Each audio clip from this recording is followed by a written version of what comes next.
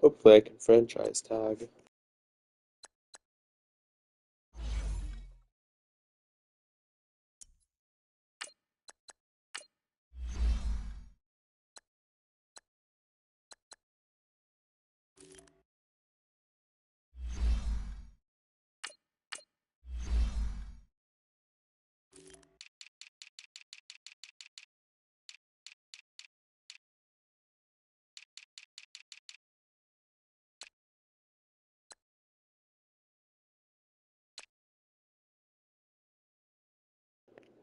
Rematch against the lab.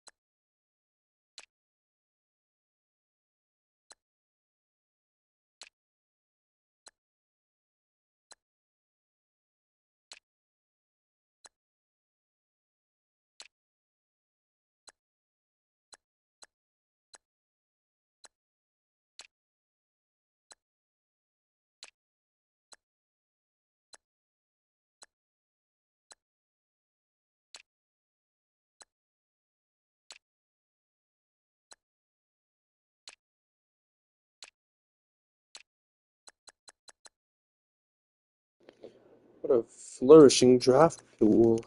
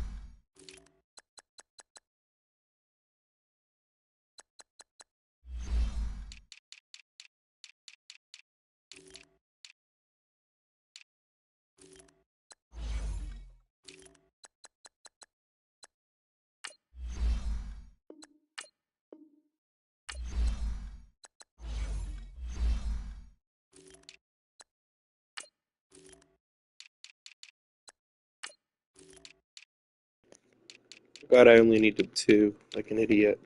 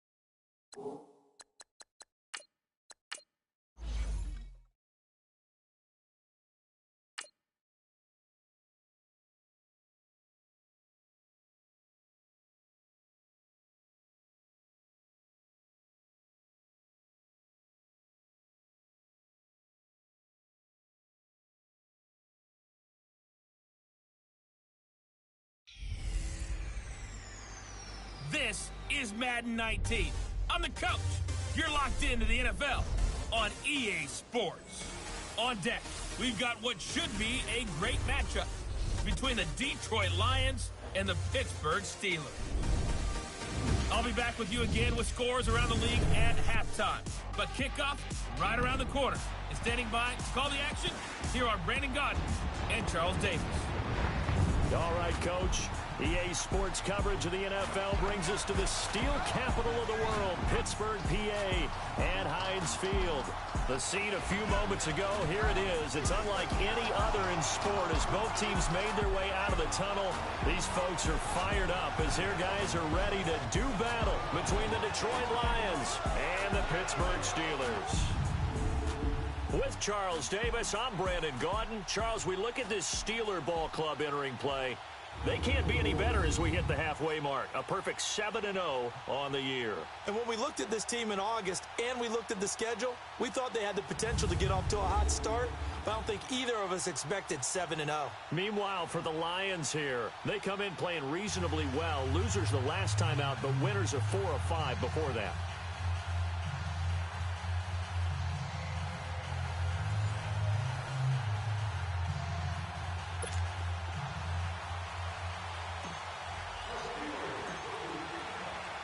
Both of these teams about to reach the halfway point of this NFL season, and we're underway on EA Sports. This one taken from the 7. And he'll take it up past the 25 to the 26-yard line. So here are the Lions now coming out for their opening drive. And they will be led out by their 6'3 cornerback. And this could be a whole lot of fun because if his game plan goes into effect early, We're going to see some shots downfield, aren't we? What did he talk to us about? Stretching the field. Wants to open things up for not just his receivers, but for anything underneath. Well, that was the theme, the front page of the sports section. What did the columnist write? Possible air raid. So we'll see. Yeah, it's going to be interesting to see how the coaches view that, right? Who gave away the game plan? I think it's pretty obvious that that'll help them win. And he's going to lose yardage and be backed up to the 25. That's going to go as a loss of 2, and it'll be second down. A tackle for loss there. 2 last week. He's tough to handle coming off the edge. I mean, you talk about a defensive end, your first thought is how does he rush the passer? That's where he makes his big plays getting into the backfield. But the best ones can play the run as well. And that's what we're seeing from him, that excellent combination of holding the point of attack and also getting upfield to make plays in the backfield. I know when I was a kid, I always got real excited when I saw those lateral-type runs. But the best backs that made it happen, they put a foot in the ground and just go. Pressure comes, and the Steelers take him down. They just gave up a sack there, and if I'm not mistaken, they gave up 4 last week, didn't they? Yes. And just looking really porous, aren't they? They really are, and I'm wondering if they're going to have to start thinking about keeping the tight end in, maybe a back, someone to help assist, because right now, the quarterback's been getting hit a lot in the last couple of games. So out come the Steelers now for their first drive. At a glance at the man under center at 6'5", he always demands attention. It's pretty much become the norm when we see guys come out before a game and go through the route tree with their receivers. I thought it was exciting for us to see the exact same thing happen in practice. He's so meticulous, isn't he? He really is, and that tells me it's not just a one-time-a-week thing. They work on it all the time, trying to hone that fine edge. They want to see if they can get in sync and stay in sync in this one. They'll come out throwing here on first down. Got a man over the middle. It's Williams. Give him a couple on the catch. It's 2nd and 8.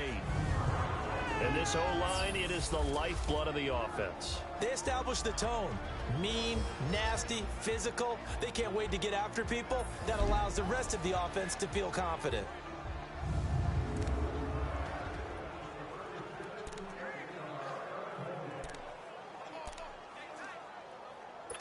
From the 22, here's 2nd and 8.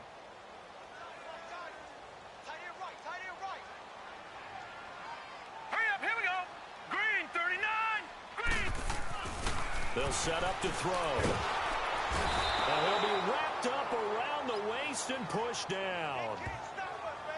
Now, that was just absolute perfect man coverage. Nowhere for them to go with the football. Led to a sack. And that's really difficult to do in today's NFL with all these gazelles running around that you're trying to cover in the secondary. Now on 3rd and long, they'll look to throw. Looking left side, it's complete. He's got it. And he's going to get this one across the 30-yard line. His first catch, good for 14 there and a first down. Well, sometimes our pregame meetings do pay off, don't they? What did the guys in the locker room call him? Well, they said it with a chuckle. They called him Old Reliable. Yeah, that means he doesn't move quite as fast as he used to, but he still knows all the tricks, doesn't he? Even that little gentle push-off in order to get open. He finds a way to pick up a first down. And he'll slip his way up across the 30 to the 32. 2 yards on the pickup there. It'll be 2nd and 8.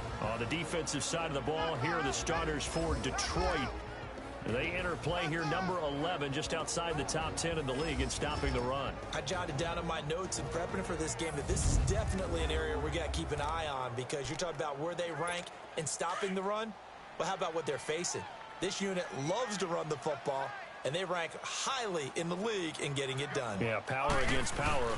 Something's got to give. A give. This is Bush. And he'll get this up only to about the 33. Just a gain of a yard there, and now it'll be 3rd down. Sometimes your philosophies get challenged at times you don't want them to. They did try to stick to the running game on the first 2 plays. Didn't amount to much. And now facing a 3rd and long at the outset of this drive. Oh, he got position on him, and he pulls it in. That one will go down as 33 yards on the 3rd down conversion. Press coverage on the outside, and for defenders, that's the ultimate risk-reward. If you take the risk, can you reward yourself by keeping them on the line of scrimmage? But no, not on that one. Got to step on them. Now it's just a matter of laying the ball out there for him to go get it. And a nice little quick spin move before he's dropped. And a pretty good game. Pretty much unreal, not just in terms of yardage, Charles, but also throw in the 3 touchdowns as well. When you put the whole pack.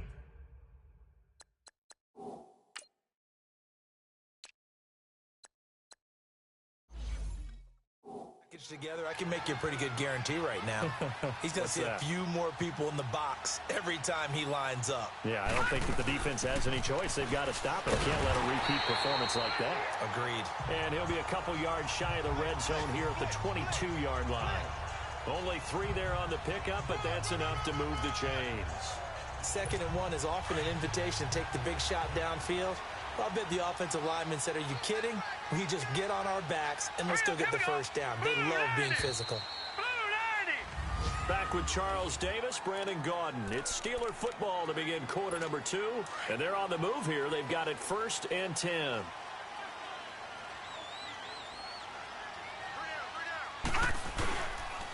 They'll hand it off to Bush. And he's got 4 down inside the 20 to the 18. When you find that kind of yardage, you couldn't be more confident as a ball carrier. And guess what? You're going to go back and tell your offensive coordinator, I'd like to keep carrying it, thank you.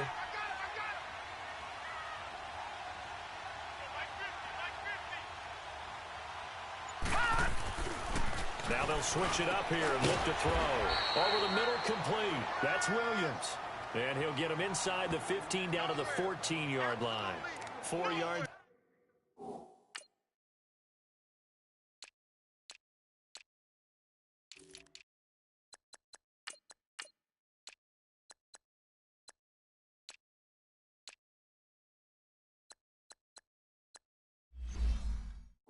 The completion, and it sets up a 3rd down. So they need 2 yards here on 3rd down. Remember, they're already 2 of 2 on 3rd down conversions on this drive. Hurry up, here we go.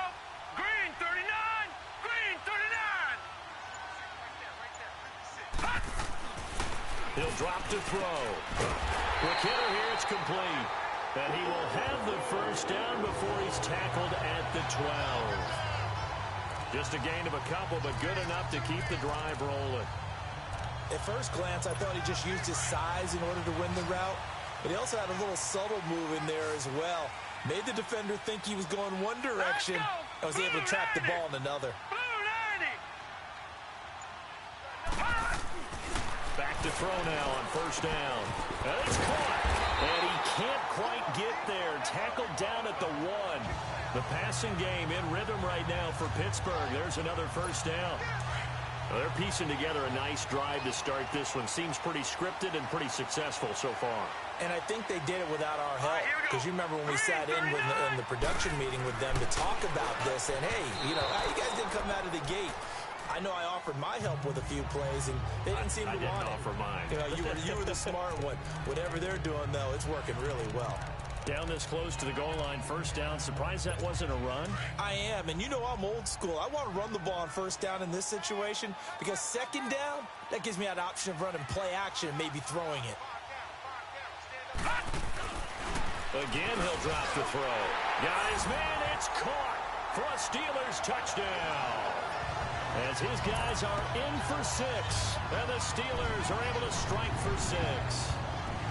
And he is a reliable target. They like to get him involved. They got him involved there for the score. And they should. He's a very good player. Remember, they can use him in certain positions, so many different spots, and he usually comes through for them. On for the extra point, Jake Elliott. Elliott good on the extra point, and it's now a 7-0 game. That one was an extended drive, 14 plays all told, and it ends with a Pittsburgh touchdown. And this will not be returnable. It's out of the back of the end zone for a touchback. And Detroit getting set to go now. And on the last go-around, they really couldn't get anything going. They had to punt from deep inside their own territory, which means they're going to lose the field position battle as a general rule. What they're looking for now is a little more consistency, move the ball at least a few times on offense, get a couple of 1st downs, and hopefully flip the field. Yeah, just something to build off of. That's what they're looking for here. One thing to keep in mind, partner, especially in the 2nd half, when you've got a running back of this size, of these dimensions, I can just tell you, attrition does set in for a defense because you're excited about hitting him in the 1st half. Maybe not so much in the 2nd half, and some of these shorter gains turn into bigger runs later.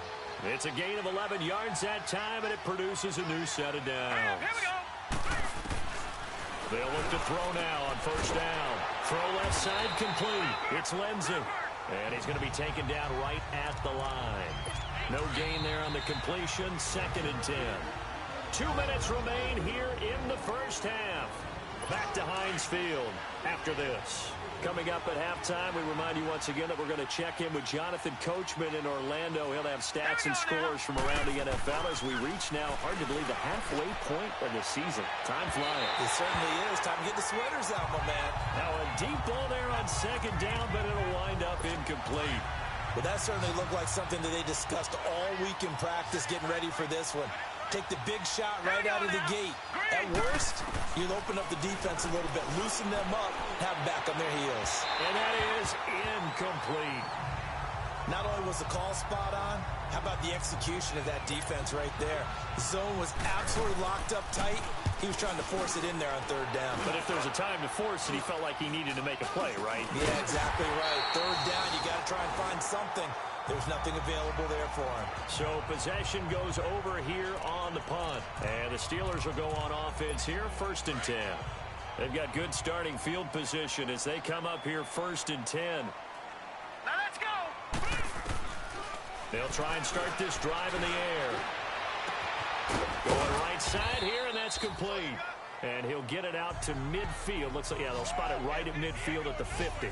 5 yards on the catch there, brings up 2nd down. One thing you're hoping for when you run drag routes, you're able to hit a receiver in stride, and he can pick up a lot of yardage after the catch. But in this situation, the defense was effective, able to stop him before he could get a good head of steam going. This is Bush, and he's going to be met at the line of scrimmage and taken down. They'll say no gain on the play there, and now it'll be 3rd down. Perfectly designed blitz right there. They took that one from the grease board to the field because they were able to free up their linebacker to get into the backfield and spill the play. Green 39! Green 39! From the midfield stripe, they'll look to throw. And this is going to be incomplete. Nice play there to force the incompletion. And to me, one thing's for sure. When you're the underdogs and you're playing on the road, you absolutely have to get takeaways. You've got to get the ball from them. Yeah, win that turnover battle, going to be key. They didn't get one there, but you get the feeling they keep making plays like that, they might just get a few. Yeah, once you get one, defensive teams think they come in bunches. And this is one of the risks you run when you attempt a long field goal. If you miss, the defense takes over the spot of the placement. So now they've got a chance to get one more drive in before halftime. And his throw's going to be incomplete. Fair to say, hasn't been his best game throwing the football, but also not getting a lot of help out there either. Yeah, you nailed it pretty well, you know. He's got to throw it better, got to get more help. Obviously one that should have been caught. They got to find a way to bring those two elements together so they can make some progress in this one. And a stoppage here, a timeout before this 3rd down play takes place. As the clock will stop with 37 seconds to play in this first half. All right, here we go. Blue 90! Blue 90! Back to throw here. And he's going to be hit and taken down. Back right around the 48-yard line. Here comes the Lions punter now.